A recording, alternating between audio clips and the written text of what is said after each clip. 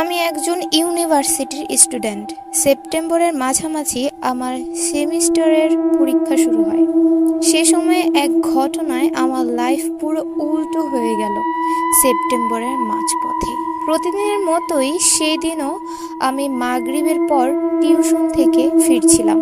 পরের দিন পরীক্ষা, তাই একটা তাড়া ছিল হোস্টেলের ফেরার। সেই দিনই আমি টিউশনের বেতন হাতে পাই। এলাকার কন্ডিশন ভালো না, তাই সব সময় চেষ্টা করতাম কোনো দিকে খেয়াল না করে সোজা হলে ফেরার। যেই না ক্যাম্পাসে ঢুকবো, তখনই এক মহিলা তার একজন বাচ্চাকে নিয়ে আমার সামনে হাজির হয়। এমনটা জানায় তার একজন রোগী হাসপাতালে ভর্তি, তার কাছে কোনো টাকা নেই। তাকে যেন আমি ভাত কিনে দিই, কিন্তু তখন আমার কাছে সেই বেতনটাই ছিল, ভাঙতি টাকা ছিল না। আর এলাকার কন্ডিশন ভালো ছিল না বলে আমি আর কথা বাড়ালাম না, চলে আসি, কারণ আমি টাকাটা বের করতে চাচ্ছিলাম না। আর এরকম মানুষ তো কতই পাওয়া যায়। আমি সব সময় চেষ্টা করি সবার হেল্প করার।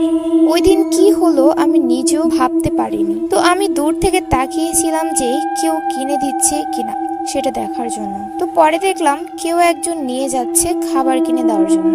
তাই আমি হলে ফিরে আসলাম। বিষয়টা নিয়ে আমার একটু অশান্তি লাগছিল। আম্মুকেও জানালাম আর বললাম, তুমি কোনো গরিবকে খাবার খাইয়ে দিও।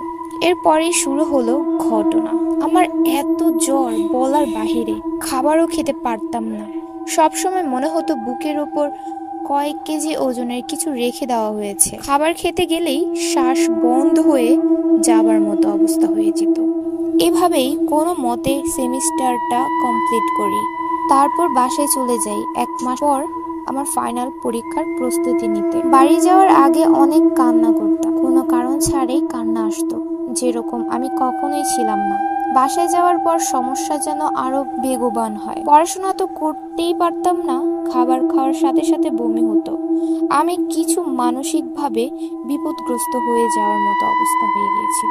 সবকিছু বিরক্ত লাগতো, সবার সাথে যোগাযোগ ও বন্ধ করে দিয়েছিলাম। ডক্টর দেখাই, ডক্টরেও কোনো রোগ ধরতে পারেনি।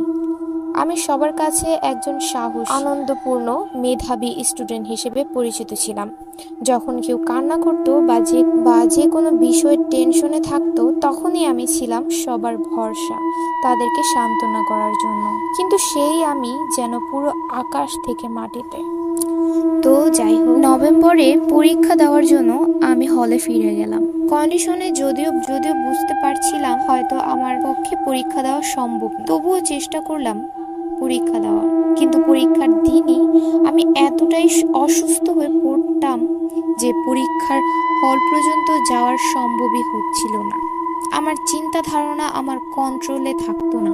মৃত্যু শয্যায় থাকা ব্যক্তিও যেখানে পরীক্ষা মিস দেওয়ার কথা ভাবতেও পারে না, সেখানে আমি নির্দ্বিধায় বলতাম আমি পরীক্ষা দিব না। কেউ বুঝাতে আসলে রাগারাগি করতাম।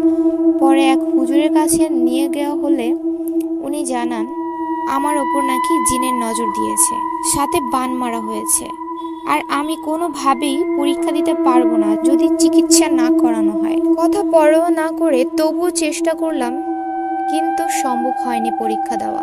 জানতে পারি আমি যতবার অজ্ঞান হয়েছি এ পর্যন্ত সবকিছু এই কারণেই। আরেকবার যদি অজ্ঞান হতাম তাহলে হয়তো খারাপ কিছু ঘটতে পারত। পরীক্ষা না দিতে পেরে তারপর বাসায় ফিরে এসে হুজুরের কাছে চিকিৎসা করালাম। এখন আলহামদুলিল্লাহ সুস্থ আছি, কিন্তু আগের মতো সেই সাহস, মনোমানসিকতা একদমই নেই। কেমন যেন চুপ হয়ে থাকতে ভালো লাগে। কিন্তু এখনো ভাবি, আসলে কি সেদিন এর সেই মহিলাটা কি মানুষ ছিল নাকি অন্য কিছু? নয়তো সেই দিনের সেই সময়টার পর থেকে আমার ডাউনফল শুরু। মাথায় ঘুরে এখনো সেদিন কেন খাবার কিনে দিলাম না, আজও কানে বাজে আমাকে ভাত কিনে দাও। তো কমেন্টে জানাতে ভুলবেন না কেমন লেগেছে আজকের গল্পটা।